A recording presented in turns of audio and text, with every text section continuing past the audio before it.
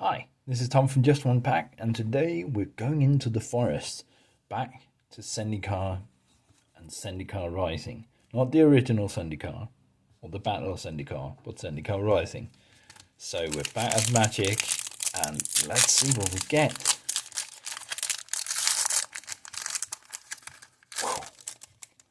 Let's go. Sneaking Guide for 1 red, a 1/1 with 2. Pay 2, tap target creature with power 2. Well, it can't block this turn. Sure. Are these? They're curly. I'm thinking there's a foil in there somewhere. Makes them a bit curly. Anyway, Nissa Zendikar. 3 and a green for Enchant Land. Enchanted Land is a 4/4 elemental creature with reach and haste, and it's still a land. When Enchanted Land dies, return this card to its owner's hand. Not bad, because usually you all know this, but usually they disappear. But that's when land dies. Not often does that happen, but nice in a board wipe. Drana Silencer, Vampire Rogue. Sure, for 5 and a black. You get a 3/2. That seems like a bad idea on its face. But when this one enters the battlefield, target creature an opponent controls get -X/-X until the end of turn. What is X, you ask? Well, it's the number of creatures in your party. So, Rogue, 1. Cleric, Warrior. Oh man, I can't remember. Oh, it's right here. I can read the card. Cleric, Rogue, Warrior, and Wizard, of course. It says, Dauntless Unity. 1 on a white for an instant with kicker for 1 on a white. Creatures you control get +1/+1 till the end of turn. If this spell was kicked, those creatures get +2/+1. That's a nice flexibility. Not super cheap and super expensive, but nice. Shell Shield. That's a merfolk thing, if anything. For 1 blue, instant, and a kicker for a single. Target creature you control gets +0/+3 until the end of turn, and this spell was kicked. That creature also gains hexproof. That's not bad, actually. As a combat trick to protect your creature. Your commander, if you're that kind of player. Teeterpack Ambusher. For 1 red, you get a 1/3, and with the effect assess. 2 and a red, Teeterpack Ambusher gets +2/+0 until the end of turn. Alright. And I like flavor text. So, goblins from Makindi Trenches of Undu make surprisingly skilled climbing guides, not climbers, due to their habit of scaling the cliffs to drop onto unsuspecting foes. Nice. Ardent Electromancer. For 2 and a red, you get a 3/2. That's a fair deal, I think. When Ardent Electromancer enters the battlefield, add 1 for each creature in your party. Not bad. Huh. It's a human wizard, but there's also an Electromancer that says, trust me, we don't need torches. Sure. Skyclave Sentinel. For 3 colorless, get an artifact creature gargoyle with a kicker effect, but it's also a 2/3 with flying and defender. The defender does pull it a little back, but it's not bad. It's not bad at all. Anyway, if Skyclave Sentinel was kicked, it also enters the battlefield with 2 +1/+1 counters on it. And as long as it has +1/+1 counters on it, it can attack as though it didn't have defender. Does mean it gets a little bit expensive, but I like it.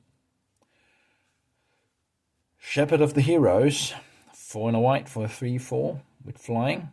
So you can sort of compare the prices here. When Shepherd of the Heroes enters the battlefield, you gain 2 life for each creature in your party. Not bad. Skyclave Squid. Why Sky though?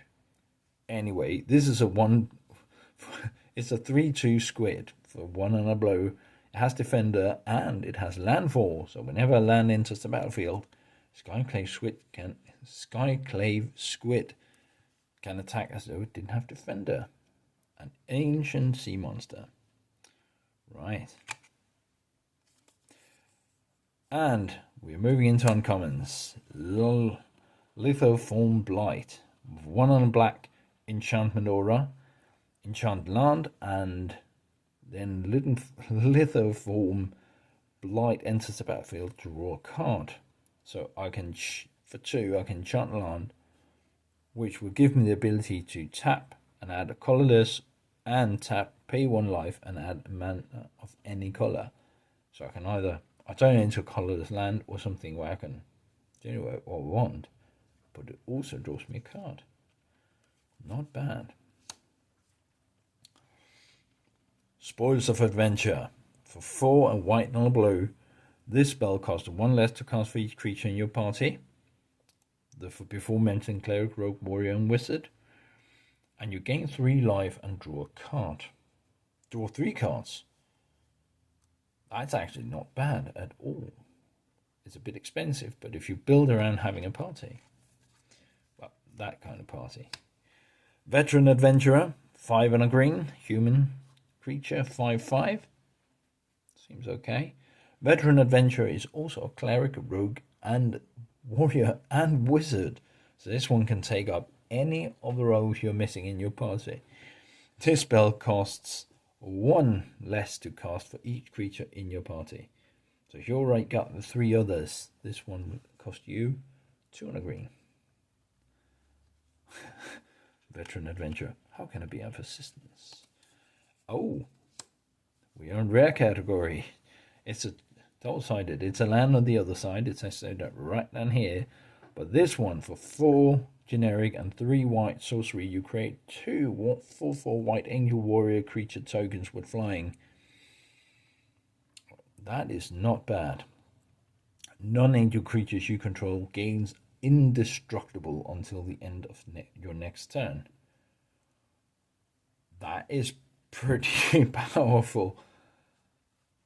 I like that card a lot. And there you have it. Emerald Scattershot enters the battlefield. You may pay 3 life. If you don't, it enters tapped. I'm thinking limited, you would never pay the 3 life, but or hardly ever pay the 3 life. In Commander, maybe. That side is cool though.